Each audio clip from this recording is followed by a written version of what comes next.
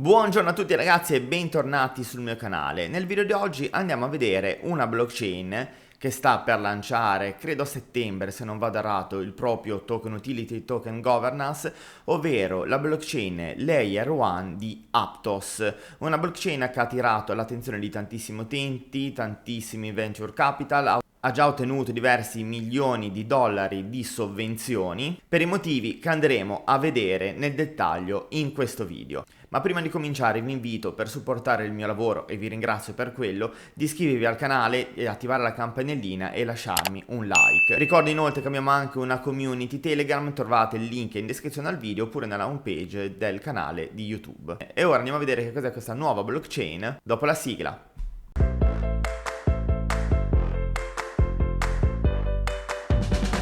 Pagina ufficiale di Aptos, raggiungibile all'indirizzo aptoslabs.com.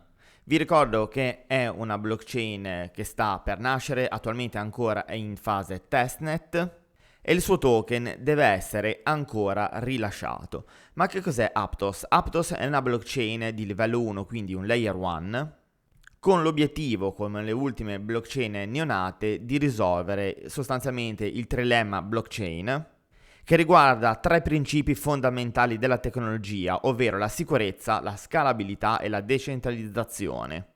Questa affermazione, come abbiamo già visto in precedenza, è stata inizialmente menzionata da Vitalik Buterin, comandante in campo di Ethereum, dove afferma che tutte le blockchain possono risolvere solo due dei problemi appena citati. Attualmente tantissime blockchain puntano ad essere la blockchain ideale, dove decentralizzazione, sicurezza e scalabilità possono coesistere all'unisono senza una prevalere sull'altra. Infatti la tecnologia blockchain, che attualmente non è ancora proprio perfetta, ha tra virgolette costretto gli sviluppatori a compromettere un aspetto fondamentale per il bene degli altri due. Aptos inizialmente perché ha attirato e sta attirando molta curiosità, molta hype dietro a questa blockchain, perché è stata costruita dagli ex membri del progetto Diem, progetto che era in forza a Facebook, ora diventato Meta. Hanno l'obiettivo di creare una blockchain altamente scalabile, veloce e sicura,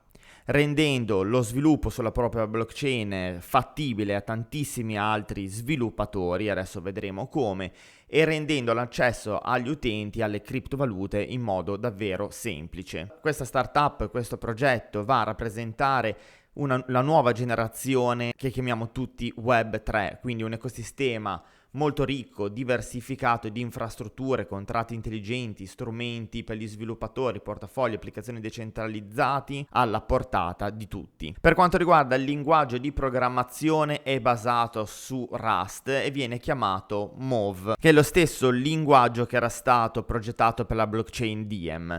Prima dell'estate, tra maggio e giugno circa, sono state avviate le prime fasi della testnet, dove oltre 30.000 utenti si sono proposti per testare la rete e solo 100 di questi sono stati scelti per la fase di test. Ci saranno poi ancora due fasi di sperimentazione, la seconda fase con 1.000 partecipanti e poi un'altra fase più dettagliata per risolvere i bug con il supporto dell'Aptos Foundation Labs. La fondazione inoltre sostiene che la rete possa supportare 130.000 transazioni al secondo, utilizzando il suo motore di esecuzione Block STM. Ci tengo a ripetere che questa blockchain non ha ancora il token utility nativo della blockchain e non ha ancora pubblicato un white paper dettagliato. Ha già ricevuto 350 milioni di dollari di finanziamento, il primo in un round privato di 150 milioni di dollari elargito dal venture capital e dalla fondazione di FTX, 200 milioni di dollari successivamente da altri venture capital, e si pensa che la valutazione di questa startup sia ad oggi di oltre 2 miliardi di dollari. Per quanto riguarda alcune curiosità, hanno assunto diversi dipendenti per quanto riguarda ex team di Solana e alcuni progetti stanno già abbandonando Solana per avventurarsi in questa nuova blockchain. Ovviamente, come in ogni cosa, solo il tempo ci potrà dare conferma o smentita della bontà di questo progetto, perché a volerla pensare male potrebbe anche essere una possibilità, un'enorme possibilità di pump and dump per quanto riguarda i grandi fondi che sovvenzionano il progetto per incassare eventualmente liquidità che hanno perso durante le fasi ribassiste del mercato. Questo potrebbe essere anche il rovescio della medaglia. Molto probabilmente rilasceranno la vendita del token tramite un ICO, non si ha ancora una data specifica, si può intuire che potrebbe essere da fine settembre, ma ancora le date devono essere confermate e quindi per questo vi invito a seguire i loro canali social come ad esempio Twitter, Telegram o Medium. Per chiunque volesse partecipare qualora venisse rilasciata l'ICO, vi invito a ponderare attentamente le proprie decisioni e le proprie finanze con i rischi che ne possono derivare da un ICO.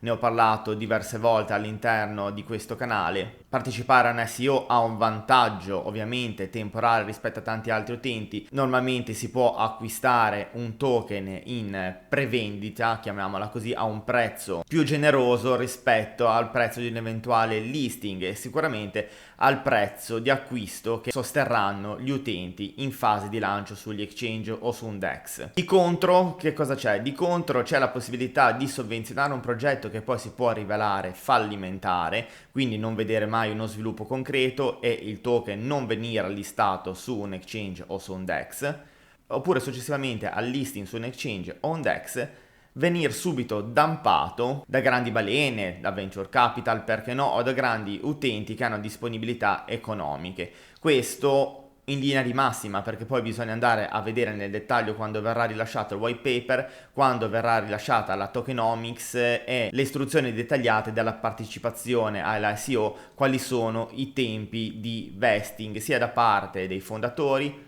sia da parte dei grandi investitori e sia da parte di quello degli utenti. Utilizzate come sempre nel caso di partecipazione a una ICO soldi che potete permettervi di perdere e utilizzate un portafoglio che avete destinato all'altissimo rischio e che quindi siete consapevoli di quello che può accadere. In alternativa restate a guardare, non partecipate all'ICO perché tanto nel mercato ci sono sempre occasioni di acquisto. Non fatevi prendere dall'hype, dalle notizie, dalla FOMO, cercate di avere una mentalità da investitori e non proprio da scommettitori. Prendete il tempo necessario per capire le potenzialità e i difetti di un eventuale progetto e per capire soprattutto come si comporteranno a seconda della roadmap che verrà poi rilasciata gli sviluppatori, gli investitori e tutte le persone che andranno a contribuire con la crescita del network. Mi raccomando, non pensate mai di aver perso il treno della vita, non c'è cosa più sbagliata.